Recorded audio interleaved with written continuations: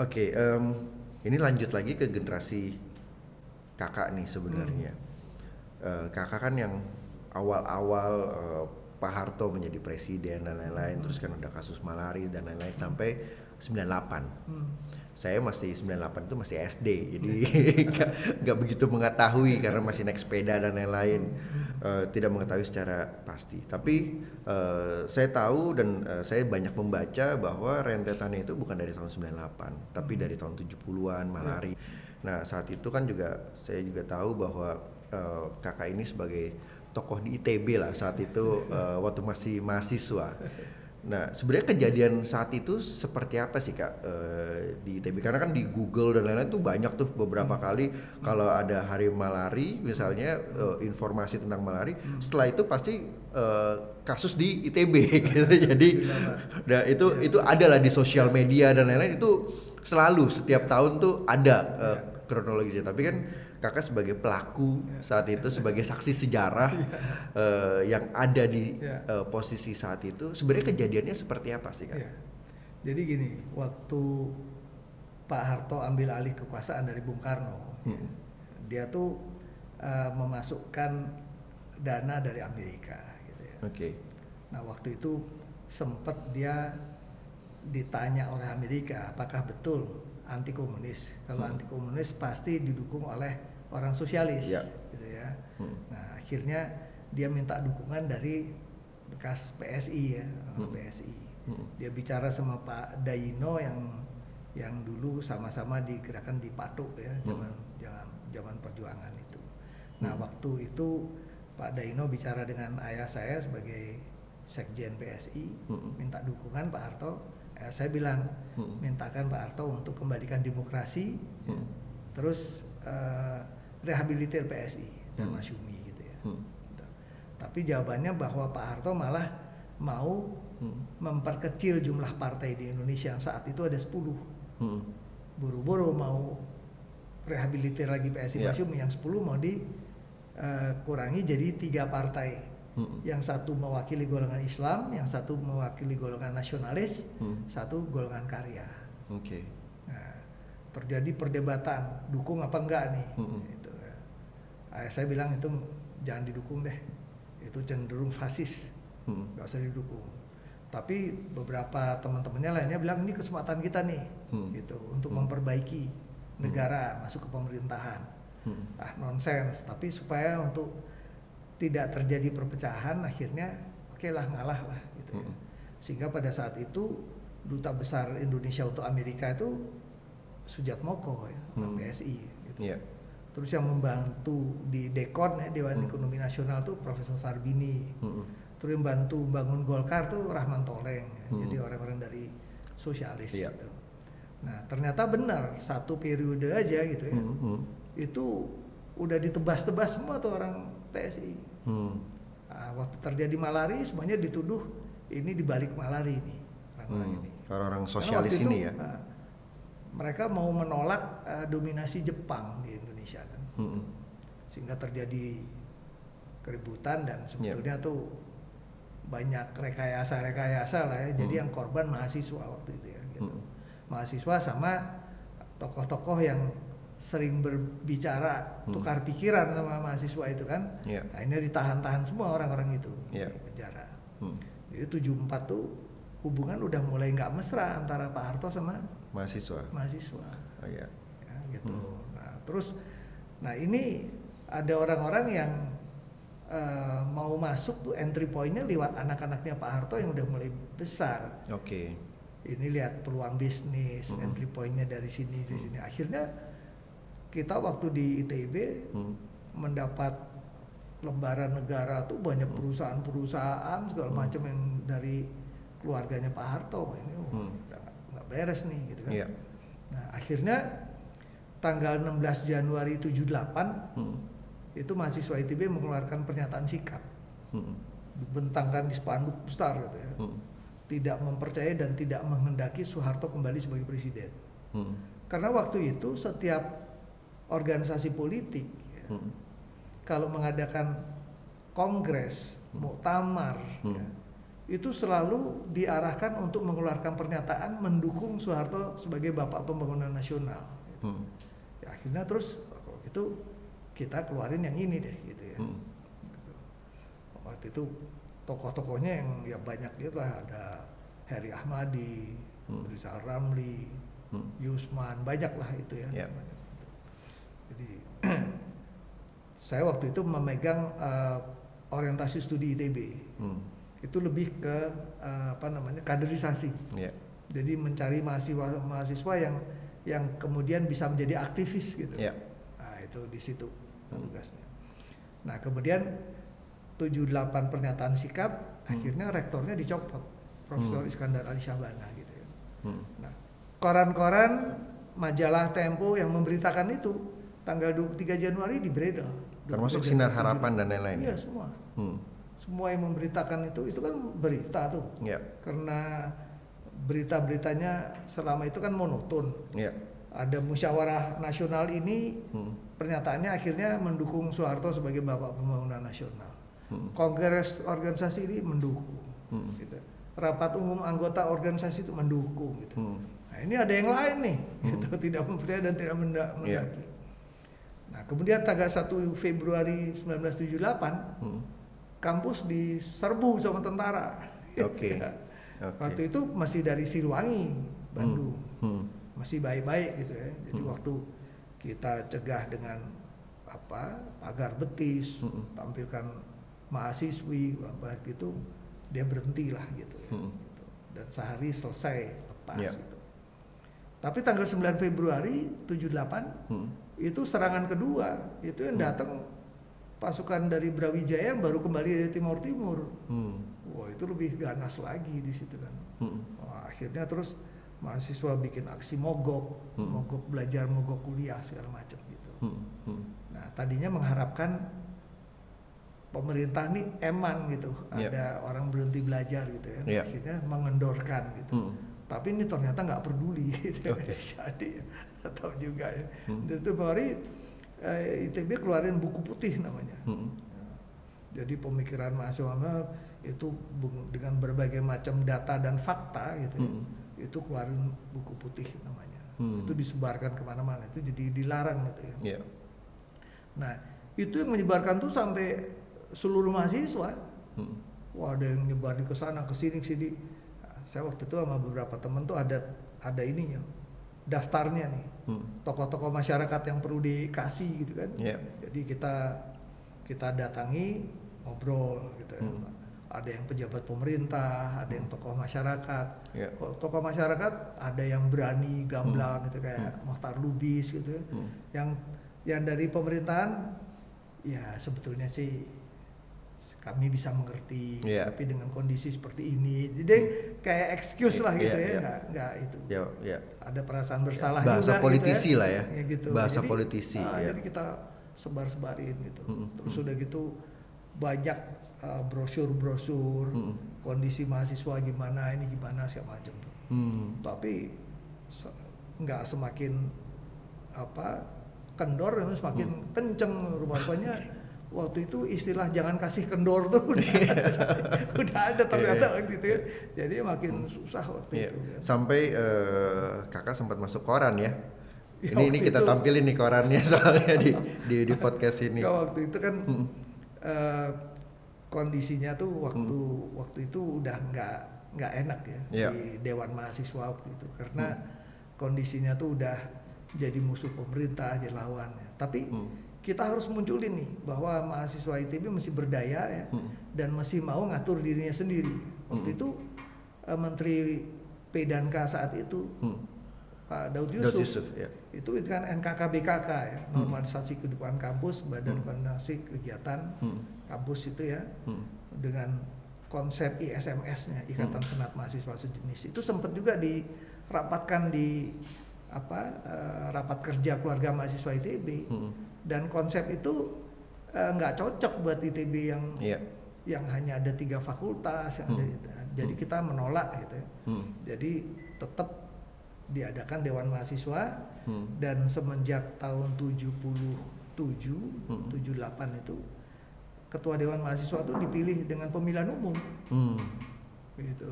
Oke. Jadi calon-calon yang beberapa itu disaring oleh MPM, Majelis Permusyawaratan Mahasiswa. Jadi 3, nah 3 besar ini di pemilihan umum. Ada waktu itu udah ada debat antar calon ketua dewan mahasiswa gitu. Nah itu, jadi waktu akhirnya waktu itu saya udah mau lulus, udah mau selesai gitu kan, gitu. Didatangi oleh kawan, diminta nih kamu harus maju, gitu. Karena kalau misalnya ini nanti pemilihan umum ini yang ikut sedikit, artinya pemerintah bilang wah ini mahasiswa udah nggak menghendaki adanya dewan mahasiswa gitu. Betul. Jadi saya terpaksa lah, udah deh kita maju deh gitu kan, dengan niat baik gitu. Tapi juga pada saat saya terpilih itu juga ternyata menyusun kepengurusan tuh nggak bisa, karena kondisinya juga banyak yang nggak bersedia jadi pengurus gitu. Nah pada saat tidak bisa menyusun kepengurusan itu, hanya beberapa dapat itu, tiba-tiba ada ancaman untuk pemecatan gitu, disuruh mundurkan diri, dewan mahasiswa dianggap mahasiswa organisasi terlarang gitu. Gitu. Nah akhirnya terjadi dinamika gejolak sekarang di kampus. Nah, akhirnya ya karena ini ketua dewan yang milih mahasiswa, kok yang mencat pihak luar, sementara kita nggak bisa menolak pemecatan itu gitu kan. Akhirnya kalau misalnya ini dipecat, siapa yang mau ganti gitu. Nah kalau yang menggantikan ini dipecat lagi gitu, sama juga kehilangan status kemahasiswaannya, dia juga tidak bisa mengetuai atau mengkoordinir itu kan gitu. Jadi artinya kita memang udah nggak berdaya ngadepin itu gitu. Akhirnya diputuskan oleh MPM, mandat saya ditarik gitu. Ditarik gitu karena keadaan tidak memungkinkan, siapapun nggak ada yang bisa jadi ketua dewan mahasiswa. Kalau misalnya yang jadi ancaman itu adalah program-programnya, ya, itu tergantung ya, gimana kita bikin program yang kayak misalnya waktu malari kan programnya lagi baris ke sana, bakar-bakarnya di situ gitu kan. Jadi ada yang membuat gitu kan, merekayasa, akhirnya yang tanggung jawab yang tetap yang ini gitu. Betul, nah, betul. Tapi kalau ini hanya sebagai ketua dewan aja udah mau dipecat gitu. Itu makanya kakak sampai masuk di koran itu ya tentang itu. Koran di TV. Jadi waktu itu jadi heboh lah gitu, karena waktu itu lagi seneng-senengnya bahwa ITB jadi pionir lah ya, bikin proses demokratisasi dengan pemilihan ketua dewan mahasiswanya secara pemilihan umum, melibatkan segitu banyak orang, segala macam gitu. Dengan mengembangkan demokrasi di ITB saat itu, ada debat antar calon segala macam gitu. Oke. Nah, kalau kita lihat nih Kak, terakhir pertanyaan saya, Kak kan sebagai saksi gitu ya dalam perjalanan Republik ini di era Pak Harto sampai reformasi. Setelah reformasi sampai ke generasi kami, generasi saya, generasi millennials dan generasi Z, ini tidak menjadikan Indonesia menjadi lebih baik. Malah kami melihatnya semakin terpuruk dan semakin mundur ke belakang, tidak maju ke depan. Karena kita tahu sekali di dalam lingkungan kita selalu ada seminar nasionalisme dan lain-lain. Dari saya kecil, dari zaman saya masih digendong-gendong sama ayah, selalu ada itu event seminar apa dan lain-lain. Tapi kan cuman ajang kayak temu kangen, makan-makan saja, atau malah sekarang lebih bahayanya lagi banyak organisasi yang mengatasnamakan nasionalis, padahal mereka adalah kelompok kapitalis yang hanya mengambil keuntungan untuk event-event itu. Nah, sebenarnya apa sih Kak yang harus kami lakukan sebagai generasi muda, entah itu either keturunan biologis ataupun itu generasi keturunan ideologis? Apa sih yang harus kita lakukan dan benteng apa yang harus kita jaga untuk menghadapi mereka-mereka nih sebenarnya yang mereka mengatasnamakan nasionalis padahal mereka sama sekali nggak tahu tentang nasionalisme. Apa sih benteng yang harus kita jaga itu dan movement apa yang harus kita lakukan Kak untuk generasi kami? Jadi gini, orang tuh harus tahu beda antara pengajaran dan pendidikan. Dulu zaman saya di kampus gitu ya, itu kita tuh dulu tuh bisa ambil 0 kredit gitu ya. nggak ambil kuliah gitu ya, masih punya jatah sekolah tuh, tapi kita jadi aktivis di situ gitu ya. Karena kita percaya kegiatan organisasi itu merupakan pendidikan gitu ya. Membuat kita bagaimana mengorganisir sesuatu, bagaimana kita berhubungan dengan manusia yang kita butuhkan tanpa kita jadi penjilat, bagaimana kita berhubungan dengan manusia yang membutuhkan kita tanpa kita menginjak, terus gimana kita nggak sikut-sikutan kiri kanan gitu ya. Itu jadi belajar berorganisasi dan berhubungan tuh itu satu hal yang apa namanya penting waktu itu gitu. Nah, sekarang kan udah berubah ya, orang mau cepet lulus gitu kan, nggak ada apa kegiatan ekstrakurikuler udah jarang gitu ya. Jadi memang apa-apa yang dianggap penting itu sekarang udah berubah, udah bergeser gitu ya. Dan sekarang ini juga apa nih? Mungkin ya karena terlalu udah sangat kapitalistis lah ya, gitu ya, sangat apa. Jadi apa aja tuh orang tuh carinya tuh harta, jabatan segala macam gitu ya. Kalau dulu tuh saya banyak lihat teman-teman ayah saya tuh ya, semuanya tuh orang-orang yang secara harta tuh miskin, tapi jiwanya kaya gitu. Jadi nggak gampang dibeli gitu ya, dia punya kehormatan gitu ya. Jadi nggak dilihat dari kepemilikan harta atau jabatan. Nah ini yang harus sebetulnya kaum muda tuh harus punya rasa seperti itu juga gitu, karena ini akan memimpin bangsa ini ke depan gitu ya. Jadi harus paham sejarah. Sekarang ini kan juga memprihatinkan ya, pelajaran sejarah udah nggak ada gitu ya. Keluar kamu sejarah seperti itu gitu ya, yang apa namanya kita jadi mempertanyakan validitas isinya gitu. Gitu. Yang si A sama si B tercampur aduk.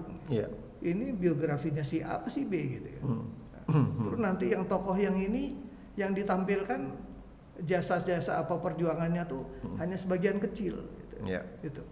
Akhirnya yang paling bahaya sekarang ini kita kehilangan kepercayaan. Itu yang susah gitu. Kehilangan kepercayaan.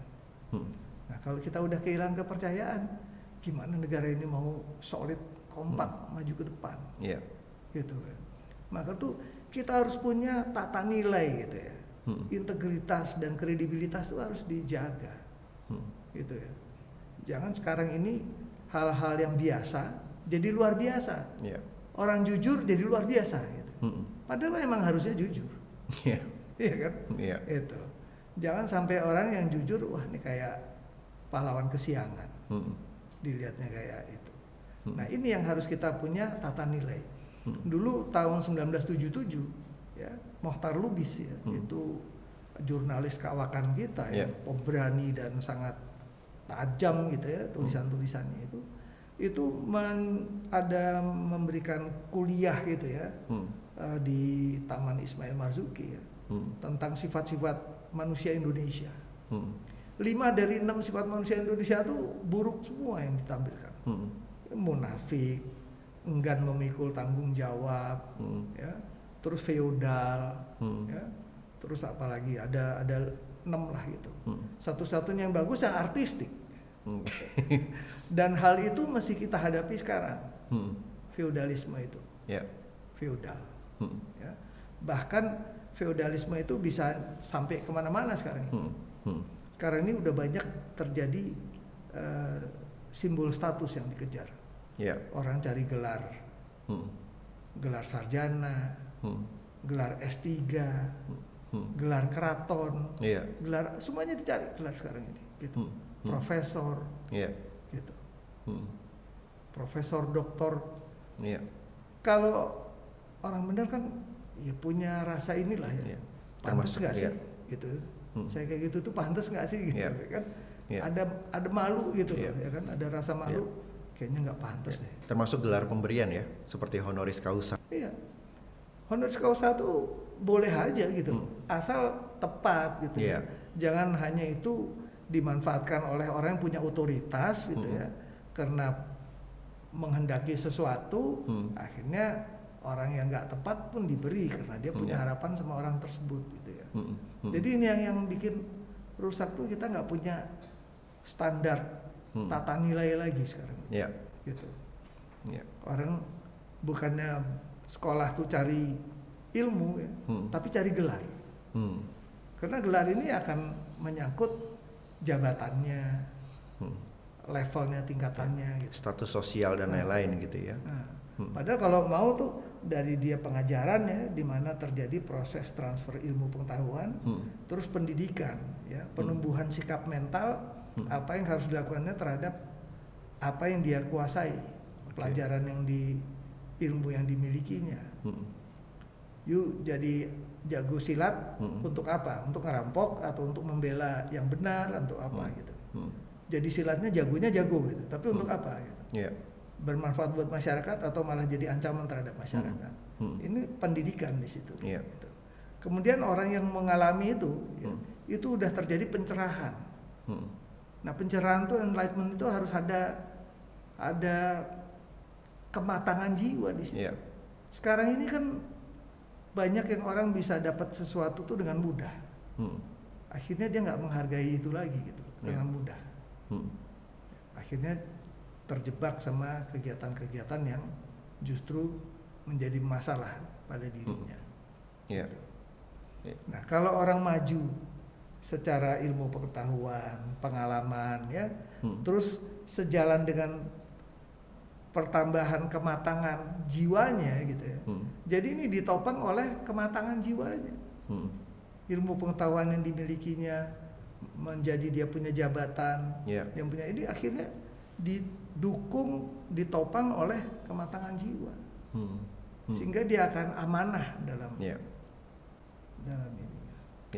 Berarti benar sekali yang dikatakan dulu Bapak bangsa itu bukan hanya berpendidikan, tapi juga mereka tercerahkan.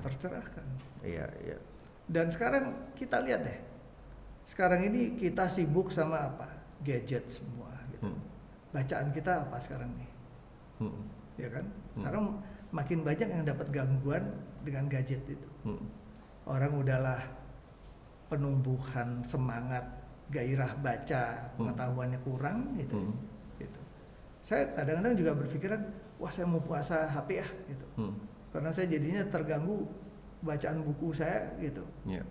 Jadi karena ini membuat orang tuh ya mau ngabisin yang merah itu kan, ada unread messages ada sekian gitu kan, ini baru habis, di grup yang lain nambah muncul lagi. Akhirnya kita nggak selesai gitu kan. Betul. Gitu. Nah, soalnya orang tuh asumsinya apa yang dia tulis dibaca oleh kita. Nah, kalau kita nggak komentar nanti dikira setuju. Gitu. Padahal kita nggak baca. Gitu. Atau kita baca kita nggak setuju, tapi itu pesannya udah jauh di atas gitu. Kalau kita bahas sekarang udah nggak enak udah. Gitu. Jadi hal-hal kayak gitu tuh udah mempersulit kondisi sekarang ini, kita jadi terbelenggu seperti itu.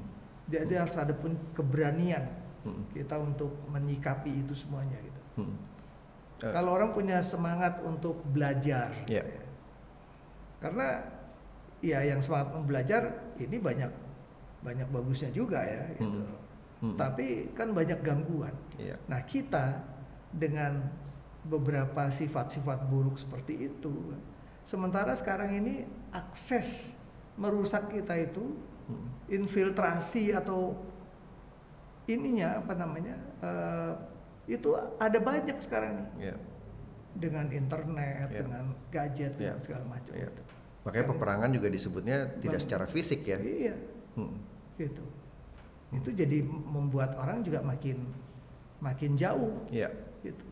Nah, kalau kita nggak waspada, gitu, susah. Gitu.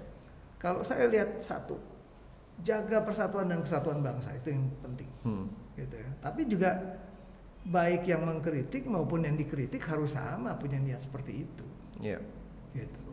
Yang dikritik ya harus mau dikritik, yang mengkritik juga mengkritik dengan cara-cara yang elegan, yang sopan, gitu kan, gitu. Dan utamakan persatuan. Sekarang ini udah terpolarisasi, ngomonginnya itu soalnya haters. Gitu tuh pemuja ini. Akhirnya kita nggak tahu lagi nih mana yang benar, mana yang enggak. Gitu. Sebelum selesai nih Kak, ternyata aku juga baru ingat ada beberapa hal yang aku mesti sampaikan ke kakak.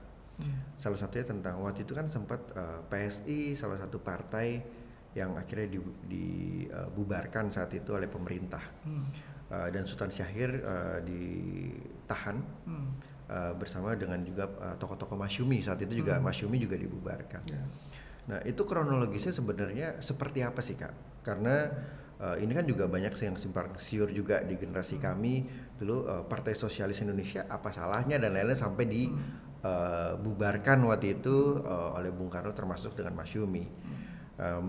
Karena kita juga tahu Sultan Syahrir di penjara, di tahanan rumah sampai akhirnya berobat ke Swiss dan akhirnya meninggal di sana. Nah itu kejadiannya sebenarnya apa sih kak yang terjadi di sana? Ya itu kan sebetulnya kan persaingan politik ya. Oke. Nah waktu itu sebetulnya pada tahun 56 tuh waktu Bung Hatta mengundurkan diri dari wakil presiden ya. Bung Karno kan jadi seorang diri ya, gitu. Jadi nggak ada yang mengingatkan, nggak ada yang ini. Jadi itu juga banyak faktor-faktor yang mau mempengaruhi itu. Ya. Sehingga waktu itu ada gerakan dari PRRI misalnya ya. Itu kan juga sebagai ungkapan protes dari daerah gitu. Nggak mau bahwa Bung Karno atau pemerintah pusat ini dikooptasi. Ya, waktu itu ya terus terang aja PKI lah gitu, gitu ya. Jadi PRRI ini jadi nyerang. Tapi akhirnya banyak simpang siur gitu kan. Wah ini CIA lah, ini Amerika lah ini. Pokoknya at the end kita semuanya rugi lah. Ya kan. Nah ini yang kita nggak mau. Waktu itu juga peristiwanya tuh ada acara ngaben ya. Orang tuanya Anak Agung Gede Agung ya. Nah itu tokoh-tokoh itu pada diundang gitu loh ya.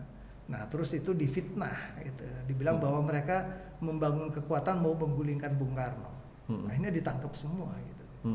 Nah, dan itu nggak masuk akal semua gitu loh, karena orang-orang itu bukan orang-orang yang bermain fisik gitu. Dan kebetulan juga orang-orang yang sangat apa ya, pemikirannya tuh sangat negarawan gitu ya. Gitu. Itu semuanya ditahan semuanya akibatnya gitu. Dan itu sebenarnya juga orang-orang yang mengenal Bung Karno sebelum kemerdekaan juga ya. Iya. Jadi orang-orang yang teman seperjuangan dulu. Teman seperjuangan juga. Iya. Gitu. Sekarang bayangkan orang di penjara sakit gitu ya, terus dikirim ke Zurich, ke Swiss gitu ya, yang jauh, yang segala macam gitu karena apa namanya, dalam ngirimnya juga mau ke tempat yang aman gitu kan. Terus meninggal, balik-balik jadi pahlawan. Gimana tuh dari orang yang tahanan balik-balik jadi pahlawan, artinya kan nggak sungguh-sungguh, nggak bener gitu, gitu ya kan? Dan juga nggak pernah diadili gitu. Tapi kita harus menghentikan proses-proses kayak gitu itu, jangan semuanya tuh kehidupan kenegaraan kita tuh jangan kelam terus gitu loh. Iya, betul. Gitu. Kita harus belajar dari sejarah ya kayak. Iya, kalau nggak gimana kita mau maju. Kita memang boleh ya dibilang kekayaan alam gitu. Tapi itu baru potensi. Selama itu belum dijadikan kenyataan, belum digali, nilai tambahnya belum ada, ya hanya itu. Nah, sekarang kalau itu dikuasai asing, cilaka kita. Gitu. Oke, berarti PSI Partai Sosialis Indonesia berarti tidak ada hubungannya sama sekali dengan PSI yang sekarang ya kak? Nggak ada. Tidak ada ya sama sekali ya. Oke. Gitu. Ini kan Partai Sosialis Indonesia. Yes. Ya. Betul. Karena beberapa kali saya ketemu dengan orang-orang yang umurnya 50, 60, mereka banyak yang masih berpikir bahwa PSI yang sekarang ini adalah wujud dari PSI yang sebelumnya gitu. Jadi kakak make sure memang ini tidak ada hubungannya dan tidak pernah ada yang kontak kepada keluarga Partai Sosialis Indonesia ya. Oke. Thank you banget loh kak. Buat hari ini kami anak-anak muda banyak mendapatkan ilmu yang lebih untuk kedepannya, karena bagaimana juga kami akan berjuang melanjutkan perjuangan-perjuangan kakak-kakak juga. Tetap memahami sejarah. Ya. Karena kalau kita terputus sama sejarah kita ya, kita seperti berjalan nggak pakai kaca spion gitu ya. Jadi bahaya juga gitu ya. Jadi dan harus kaum muda tuh harus ambil inisiatif. Ya. harus memikirkan bangsa ini gitu. Karena yang senior juga harus memikirkan bahwa dia ini juga punya hutang ini kan, hutang sejarah gitu loh, bahwa negara ini dimerdekakan dengan pengorbanan yang luar biasa. Kita harus jaga betul persatuan dan kesatuan bangsa itu. Bagaimana kita bisa menjadi tuan di negeri sendiri. Amin, amin. Thank you Kak. Terima kasih. Terima kasih telah datang di Merah Putih Podcast.